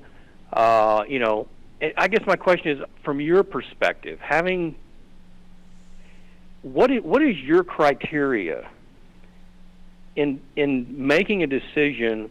Who is a good cop and who is a bad one? Is it simply someone's beliefs, or is it their actions? And I guess what I'm getting at is, we are supposed to be a Christian nation, and the communists, at least the communists of old, were professed as atheists, although Russian Federation today doesn't claim to be that anymore, but because they do have a state religion. But, it used to be in people's minds living here, well, if you're a communist, you're a godless person, and we would never, we'll do whatever we have to crush you. But is it really a person's beliefs that makes them immoral, or is it their actions? And, and so I guess what I'm getting at is we've been pretty predatory. Our country has across the globe, and we've destroyed a lot of lives in a lot of nations. And so how do you know who we're supposed to support? And I'm asking that really as just a rhetorical question. I'm asking myself as I'm asking you, who are the good people anymore? Can you kind of walk me through that? Are you good people? Yes, I am. There's one. I am a non-theist. Yeah. I was a minister for many years, So was and I. I'm a rationalist. I no longer believe in God, Oh, but I am extremely moral. I'm a patriotic citizen. I'm an artist. I have a very high level of empathy. I've had it all my life. Perhaps it's a curse. I could probably be a better rationalist if I didn't care so much. But when other people hurt, I hurt. It's the way I'm made. I've been that way my whole life. So when I see people suffering, just like we're over there, Dave talks about ISIS, and the Russian giving an EMP to ISIS. Well, who is ISIS? We created them. It was That's NATO right. backing them, and Saudi Arabia and Qatar. Let's quit trying to make Russia the bad person here. There's enough bad to go around. Both sides are using bad people, and they're using evil to fight each other. And innocent people by the millions are suffering and dying. How in the world are any of us supposed to know who the good guy is anymore? Well, I got a partial answer for that. Good. I would say not to trust any government at this point. Not any. Well, yeah, I mean that would certainly be a start. Brings up what I said earlier in chat was about someone was asking about police. It might have even been you, and it's like when they say I'm here to protect and serve. Well, who are you protecting and serving? Are you serving us? Or are you serving them? I mean, there comes a time. There comes that time where you have to stop and think, and actions do speak louder than words most of the time. And if you see somebody in full body armor beating on somebody who's holding a sign screaming his mind, and you got someone else pepper spraying them and another guy beating them with a baton, what's that say? I'm not saying they're all bad. I'm just saying there are the few bad apples that destroy the batch. But I've never had to personally witness a lot of the things that our soldiers have, and people that have been humanitarians who, I used to email a guy that was, he sat there and testified with John Kerry, in 1970s when that whole thing came out with the Pentagon Papers and we were illegally bombing Cambodia and Laos. He sat over there in a camp and watched these people come in by the thousands, talking about us dropping bombs over there that our own Congress didn't even know we were doing. But Kathy, you've seen some of this stuff firsthand. I mean, you've been down there, and I know you know a lot of people that were involved in all of that. I guess my question is, from just your own personal point of view, I mean, processing this rationally and emotionally, how do you come to support one side versus the other when they're both doing and committing atrocious crimes? How do you process that? I mean, I'm asking that honestly and sincerely. I can only tell you how I personally process it, and not anything against the decision you've made in your life. But I could not do any of this if I didn't have Jesus Christ in me, leading me and guiding me and showing me the truth. Because many, many times when I found myself judging another person by my emotion, by feeling sorry for them, I got stuck every single time when I did that. And then I would feel so hurt and so betrayed. And finally, I got on my hands and knees. I asked God, why is this happening? I'm trying to do things the way the church says we're supposed to do them. And he said, that's your mistake. I didn't tell you to do that. I told you, trust no man. Trust only me. And so that's how I do it. And then I watch their actions and I watch their words. If I catch one lie, there's going to be more lies. Then I start looking. Yeah, that's what my father used to tell me as a kid. You made me look. Yep. You said your room was clean. I saw something out of the place. I looked under your bed. You made me look. Or I That's opened right. your closet, and there it was. You made me look. But does that mean, in the sense that you're going to, I mean, that you did or you would refuse to work with somebody, even if, I guess I'm still having troubles. No, I Okay, never you're refused to. No, I didn't never refuse to work with anyone. I worked with all the senators down there. I worked in the White House down there. I worked with two presidents' wives, bringing in donations. But I guess that's my question. How do you, by working with them, in a sense, you're culpable with them? I mean, it doesn't mean that you agree with everything they're doing, but I mean, there is that element where you are, in a sense, you've chosen sides, okay? And I guess that's what I'm having a hard time dealing with, is that, Well, I guess in your mind you feel like that God God was more on America's side than he was on, those No. unbelieving communists. No, no, that's Okay. not true at all. I believe that God was on my side. He And are was you there trying to to defend the protect Khmer me. Rouge and what they did? And well, and that brings me up with a question. I assume that you buy things, right? Hmm. Okay. If the money is the root of all evil, and it's my belief that the money is truly the mark, wouldn't that make you culpable as well? No, I think the love of money is the root of all That's evil, right. not You're right not about the that. money itself. It's just, a person. It really boils down to. I mean, I don't, want to get off in a big discussion about this. Could we talk all night on it? But for me personally, morality boils down to rational reasons. I mean, there's rational reasons to be moral, and it has to do with picking desirable outcomes versus undesirable outcomes, and the idea of reciprocity. What I want done to me is, I mean, I think about how I want others treating me, and that is often what I'm thinking about when I interact with other people. I just want to treat others the way I want to be treated.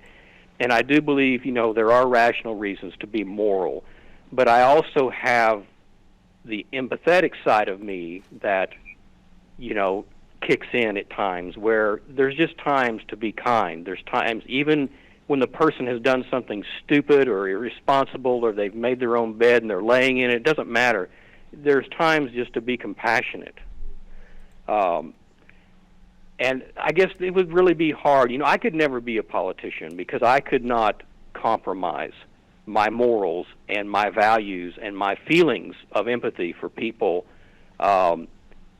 in an amoral way, which is what politicians are called to do. The biggest billionaires like George Soros and Sheldon Adelson, all these people, doesn't matter what side of the political fence they're on, most of these people are amoral. Some of them are immoral, but they're definitely amoral. They just They're don't amoral, care. yeah. They make business decisions.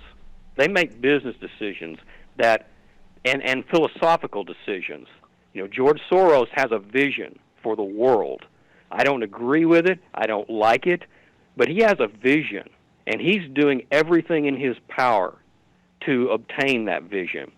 And, honestly, I was thinking about Lee Wanta the other day when he was on. I listened to him, and I have to share this with you because it bothers me. It's almost like he was bragging that he had hoodwinked the Soviet Union out of $27 trillion, okay? Well, when you make millions of people suffer and you cheat and because that's what you're doing, you're financially hoodwinking people and cheating them, how is that the high moral ground? Explain that to me because I don't understand that. Every dollar he took was one less bullet they bought. There you go. Well, that's one way of looking at it. But I'm going to explain. Leo Wanta, I should have let his person that was with him do more talking because Leo is slipping. He's 74 years old now, and when he remembers things, he's not remembering them in the whole. He's remembering them in part. And I had talked to Mike after the show and said, I'm gonna get Lon, his partner, to come on and just speak because he can clarify where Leo, he can't seem to clarify anymore. I think that was a problem. What really happened is that Russia was getting ready to hit us royally, and Reagan knew that, so he hired Leo, and Leo, in order to make things work, had to be as tricky as the devil was on the other side. This is a spiritual thing that goes on, and I know that you understand that because you were a pastor at one time. And I'm hearing you. But when you commit evil to fight evil, don't you eventually become the very thing you're trying to destroy? Yeah, eventually you do. And well, that's my problem. I can't do evil. I can't do evil to others simply for the purpose of trying to stop their evil. It's just, and I realize there's the idea of self-defense. If someone kicks my door in right now, I can handle that. I can deal with that. I know how to stop that. But that's someone who's threatening me, who's come into my world and my space. I don't know. I guess when you get into these national security issues and that we're talking about, and all the stuff we've pulled throughout the years across the globe, we slaughtered 3.5 million Asians in the Vietnam War, and we walked away from it. And the military-industrial complex got filthy rich off of it. We lost over 50,000 American soldiers, people that I was born and raised with, who lost family members, and many of them come back and are still alive today with arms and legs missing or eyes missing. And for what? For what? I agree with you. But Americans, but Christian Americans, I grew up as a Southern Baptist, and I can remember our churches, preaching against these protesters going out into the streets, having a fit about John Kerry getting up there and ratting on the soldiers and on our military like he was just some big communist. Well, maybe he was. I don't know. But most of the message was about the death and destruction. Protesters praised Jane Fonda for what she did. Everyone remember Jane Fonda over there, Hanaway Jane, shooting ACAC at soldiers, at American soldiers, at American pilots. Yeah, she went over there and did a. She did a. To her daddy. Yeah, she did a photo op. Yeah, but no difference than any of these Americans over there that have betrayed their country now. But she has money. Well, and I think he's. Turner. Yeah, he's going a different direction. And I understand. The issue is, at the end of the day, all those people that were protesting about the war proved to be right. We didn't win it. We came back and left Saigon, and the communists took it over anyway. So what was it all for? What was all the misery and the suffering and dropping millions of bombs, cluster bombs, on farmers and innocent people all over Vietnam, Laos, and Cambodia? What the hell was that all for? Near as I can tell, it was for drugs and money. Okay. Yeah. Okay. And that's all right. our government. When Reagan's down there in Oliver North supplying weapons to the Contras, and everybody's rooting them on, what's the difference? Because here's the problem here. People did never look and research, especially back then yet. If Reagan said the thing was good, the thing was good. If Reagan said the thing was bad, the thing was bad. They just accepted it. They didn't do their own research. I personally was there when Oliver North was there.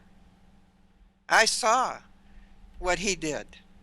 I saw the horribleness of what the United States government did. And that's what woke me up. It woke me up right now. When I saw how they trained those men, they armed those men on both sides. My father-in-law, did you say your name is Jim? Yes. My father-in-law was the president of the Contras. Mm-hmm. I saw both sides. I saw what they did in there. And there you won't find one Nicaraguan on either side, nor in Honduras, that has any liking for Oliver North. They know who he is. Mm-hmm. They wouldn't let him back in there again on a bet. But see, that arming both sides, we've been doing that since Forever. the very beginning. I mean, we do it all the time. I mean, we give Saddam weapons to use against Iran and then give Iran weapons to use against him. We've armed both sides of all these terrorists over there in the Middle East. I mean, this is what goes on every day. And it's all about the money. It's always but about the average the American, money. The average American has this simplistic view that it's just all black and white, good cop, bad cop, and America's great, and everybody else, screw them. No, America's doing some nasty stuff too, and you have to call a spade a spade. Yeah, and that's why I was saying tonight, we've got to stand up. There's no more sitting down here. Either you find a way to get all truth to come out by calling forth all your whistleblowers, and you stand up against this evil, or you accept it and it's going to swallow you up. Well, the problem's going to be for all of us, though, Kathy, is when the crap hits the fan, how do we know who the good people are? I mean, we don't know who's even arming who anymore, and what the long-term motive is. It's like we've said before. Sometimes you're going to arm. The enemy of my enemy is my friend, or whatever. You know what I'm saying? I mean, exactly. There's so much of this shady stuff going on behind the scenes. We don't even know who the good people are anymore. Well, that's simple. Like in my case, I live on the outskirts of a city, and I have neighbors, and I've gone to my neighbors and I've sat down with them and said, "Hey, look, this is my attention. This is what I see happening. What are your plans?" And I hear, "Well, I'm going to bug out to X, or I'm going to do this, or I'm going to fortify my position here." And the people that want to run, I say, "Okay, run. Abandon your homestead. I'll make sure everything is fine." But the ones who say they'll stay, I organize with them. I sit down and I go, "Hey, when it happens, we're going to do this. We're going to set up, we're going to form a perimeter, we're going to come together, we're going to form our supplies together, and we're going to maintain our homesteads. We're going to form a new rule of law, because when their rule of law isn't working or has broken down, it will be us who will have to protect each other. It will be us who have to depend on one another and form a new community." And that's where it comes down to when it hits the fan. It's not about when it happens then. You make plans now. While the sun is shining, you make hay. And then when it does happen, you don't worry, because you already know. That's just how you handle that one. Well, yeah, but there are going to be those trying times. It's like down there in Katrina, when what is supposed to be the good people show up at your front door and demand to take your guns, which is exactly what they did. The National Guard got called out, and they went to people's doors, and they, one of them, one of them, just one of those people would have fought back. Rage, hang on, wait and let him finish, and then otherwise can't hear that's two okay. people. I just, and I know, we all talk brave, but the reality is when a bunch of people with badges and uniforms and heavy weapons roll up in your drive, and maybe for those of us that are older, maybe, and just like Lavoie, I know Lavoie, he would have already made up his mind before he ever drove to Oregon. He knew that if the crap hit the fan, that he was willing to pay the ultimate price. I believe that. I think he already knew in his heart he was willing to pay that price. Yeah. But people that are 20, 30 years old and they've got young kids and a family, it's not a simple choice for them. It's not simple at all. When they roll up and say, look, for your own safety, we're going to do this, this, and this, you're asking people to do a lot here, and it's just, I hope it never comes to that, but it's not looking good for any of us, honestly. It's not. And when it comes to your family and stuff, I look at it this way. When it comes to that, I look in my history books and what the great men of the past have said, and it comes down to one thing.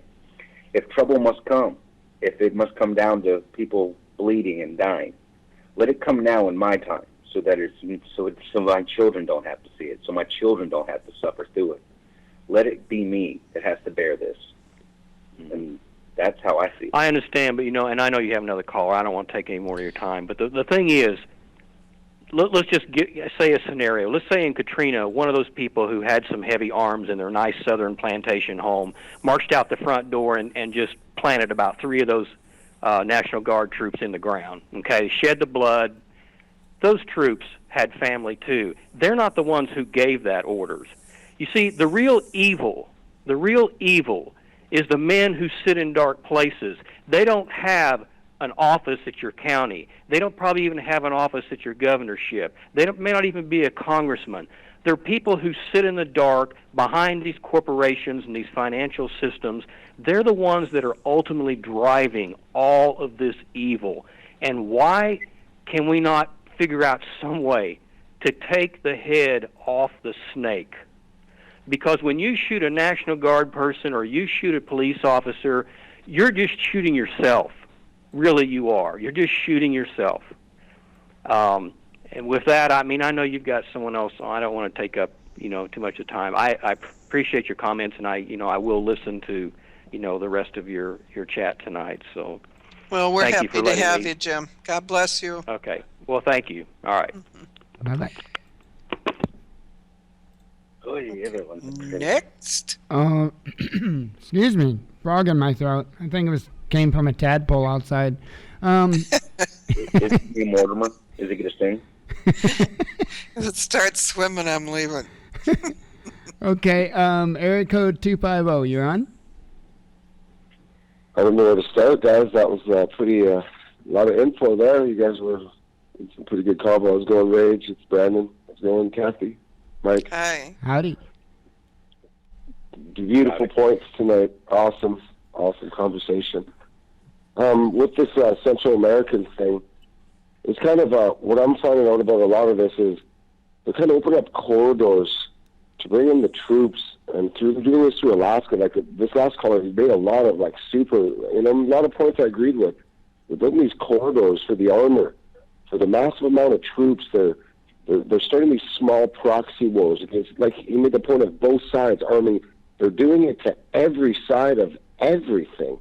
Like they got. In the old days, it was easy. You could point in a couple directions. Now they got everybody chasing their tail, and it's very confusing for everybody to kind of figure out what side to be on. Well, we know who the father of all lies and confusion is, don't we? Well, we know that definitely. That's what I mean. It's just that with less confusion and everybody figuring things out. And I got them figured out. I mean, it's time to get it together to get ready. I mean, I'm ready. I got no time to be sick anymore. I want to get down there. I want to get proactive and just get like Rage was saying. It's time to get bunkered in, and get prepared and start getting really prepared. Because I'm in, you guys. I'll be there in a week if you want me there. I'm there. I'll do my part, and I'm a hard-working guy, real hard, real smart. Right, Kathy? Yeah, I hear you. And you'll never hear me tell you that we need to, at this moment, pick up our arms, or that we need to start engaging in combat, because let me tell you, that would be a fool's errand to do. No, I'll tell you one thing that really, truly needs to be done, violate the law. That's what I will do. No. I watched tonight, before we started our show, I watched what happened in Minneapolis today. And they took a shooting. Oh, yeah, the riots. Yeah, the riots are starting. The protests are starting now. And the young people are coming out from everywhere. And it wasn't just here. I watched the same thing taking place wherever it was that Trump was today. But what I saw was a ton of very uneducated young people who want to do something and they're going the wrong direction, who want to stop this mess, but they're not doing it quite right. And they're going to end up in riots if they keep up going the way they're going. One of the questions is, how many of those people are paid provocators? Well, I don't care. I don't care about that. Here's where I'm going. We need to be out there educating these kids. Whether you're doing it in your churches, if they're in there, which I doubt, in the pool hall, wherever they're at, and you run into these young people and you see their T-shirts, because they usually identify themselves one way or another, strike up a conversation and really educate them on what is the right way to go about this, because they're going to have us in a civil war before we know what hit us. And that's not the answer. We can't win in a civil war because we don't even have the technology they have. We have nothing to fight them with, literally. Well, and Obama there knows is no such that. thing as a civil war. There is a one side versus the other instance. There is different ways of handling this, and the Vietnamese, they didn't have the technology we had, and they defeated us using a 2,000-year-old manuscript called Sun Tzu, The Art of War. I mean, right. The guerrilla tactics. You can't, I just study this stuff. I'm like Rage. I studied warfare since I was a kid. Like, I wasn't watching Sesame Street like other kids. I had 2 channels, all Vietnam War, and I heard every story. It doesn't take a lot of guys. I mean, it's coming anyways, guys. You guys can hang out there, and it's just, this peace and love thing. And I know God's building his armies. I feel it, but he helps people that help themselves. I mean, I'm not a young buck no more. That is nowhere in the Bible, Brandon. It is not God helps those who help themselves. He wants No, but I mean us. He yeah, wants to us be to peaceful, depend but on the him. defensive. Let me Yeah, to be finish. defensive, I'm talking. Yeah. He wants us to depend on him for everything. Everything. And see what we're doing out here with all these protests and with all this junk is because we're trying to do it man's way. But if we would turn to God and do it his way, then we could satisfy both sides like Jim is talking about. Because both sides are guilty. Both Yeah, sides are guilty. that was definitely that's an And interesting no, I agree with conversation him too. 100%. Both sides are guilty. And we have to find that common ground that puts us back in God's grace and gets us back in the grace of the United States people. Because we as a people are a good people. We're a giving people. We're a loving people.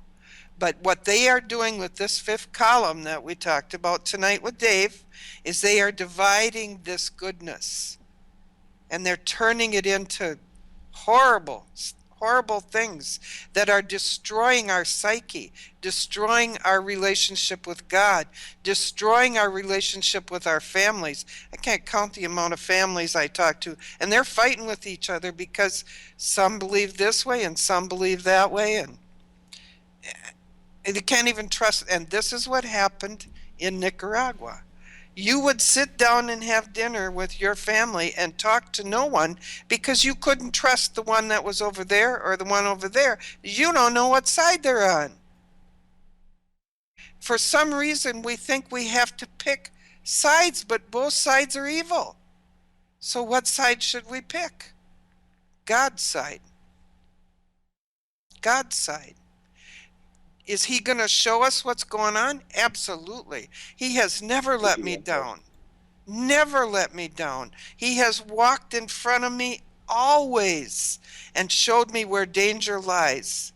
And either I choose, me, to kick the door in and walk in on the danger or not, like I did tonight. Do I believe that God will bless me in my stand? Absolutely.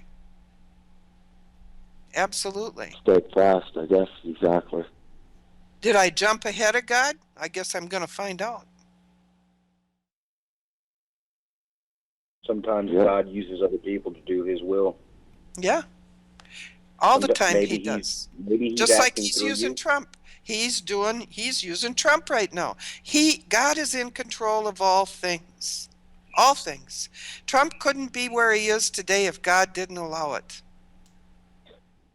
God is using Trump to reveal truth, and God said, in And these and end days, all I use an truth. old story to describe some of that. I mean, there's an old story my grandfather told me when I was a kid. He said, and it goes like this: there was a man starving to death and dying of thirst on the street, and he cried out, "Oh Lord, please help me."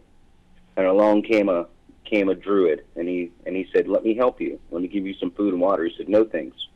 I'm asking the Lord."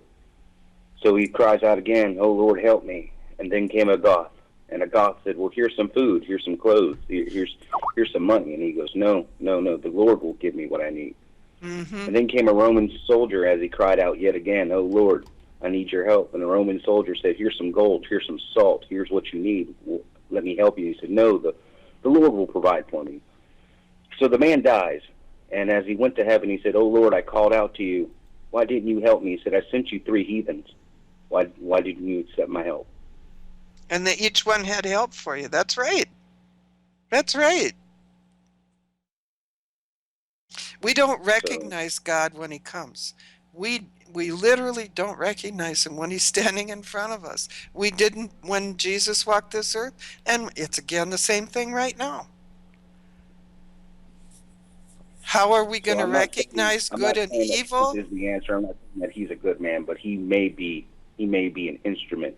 He may be an instrument of He of is. He of is an his instrument, will. definitely. And he will only be allowed to go so far. And then something else will happen. And some other person will be used as an instrument. This is something that goes on all the time. But we don't recognize that either. We just think we have to choose sides. There is no side to choose here. But God's side, good or evil, choose good. That's it. And what does good do? Does good go out in the street and call each other names? No. Does good go and fight each other in the street? I saw that happen today. No. Good educates. Go educate these people. Get your own radio shows going. Educate. I agree. Go to the protests. Educate. Go to the bar. Sit down. Have a beer with them. I don't know if you drink or not, but educate. We got a lady over here in Wisconsin. She moved her church to the bar every Sunday morning. There's where she has her church. She's got a big church. But she's educating. Do I think it's right? Well, I don't know. Well, I know that I've we've been there. mentioned his name at least 3 times, so he is here with us. Yes. Well, we've mentioned him at least thrice, so he is here. Yeah. He's always with me. I don't care where I go. He was with me when I spoke out I like tonight. this channel. I like the work I do and the people I talk to. And no, I may not agree with what you have to say, and I don't always agree with what people here have to say, or even some of your guests, but I would fight and die to defend their rights to say it. And if that makes me a patriot, by God, then I'm a patriot.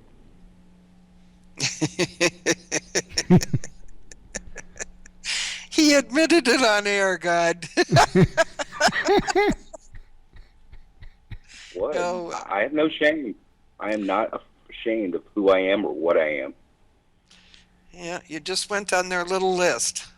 Chalking it up, Been on their checked list it twice.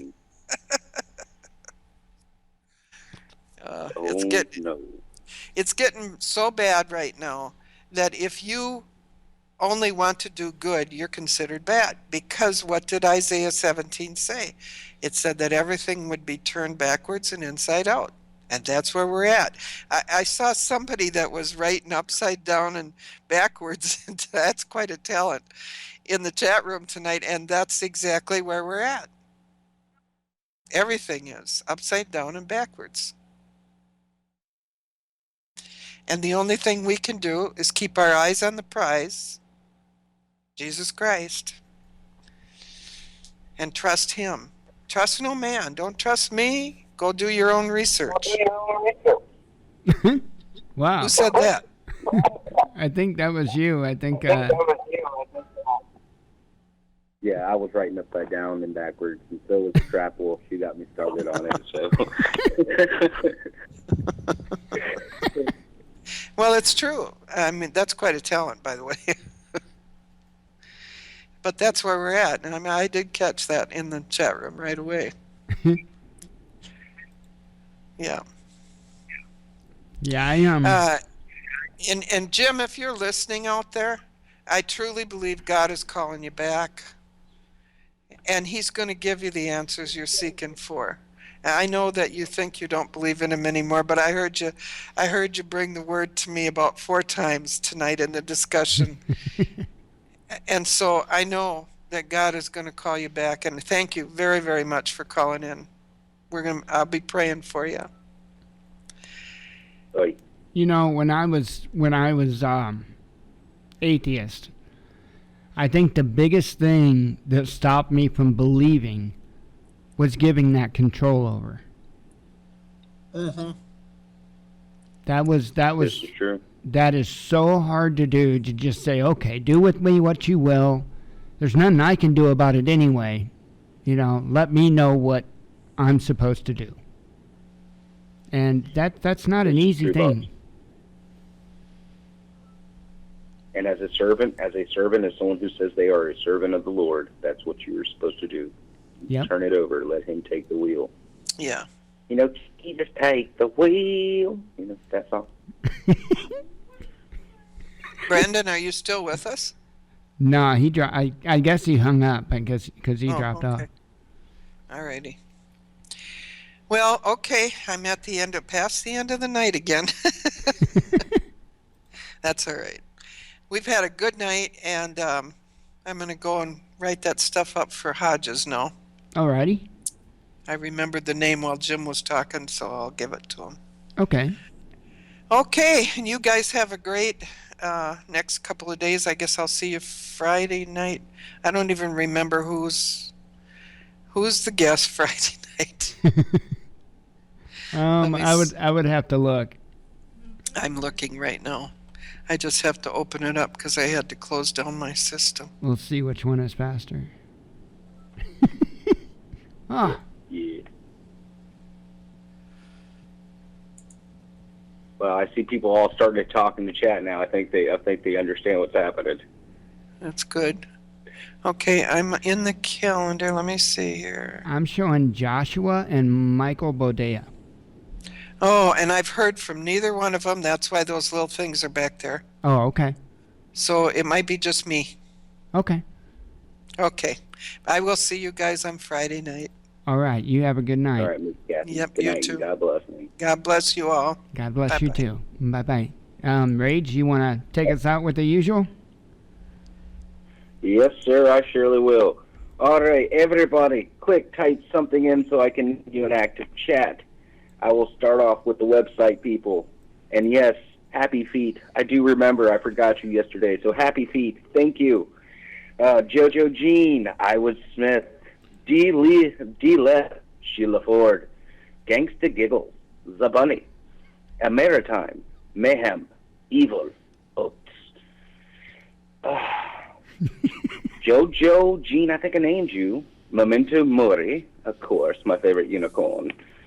And let's see now, in the active users, we have Eric, Biscuits, Clovis, Commander Zoe, Freedom First, GreatPaintJob.com, Hidden from All, I Can See You Hidden, Jennifer White, Elm Baker, Mark Pullen, Memento Mori again, Hello, Arhod Jr., Arflet, Sunkamatu Tanka Anakwa, I don't know how to pronounce that very well, and Time Traveler.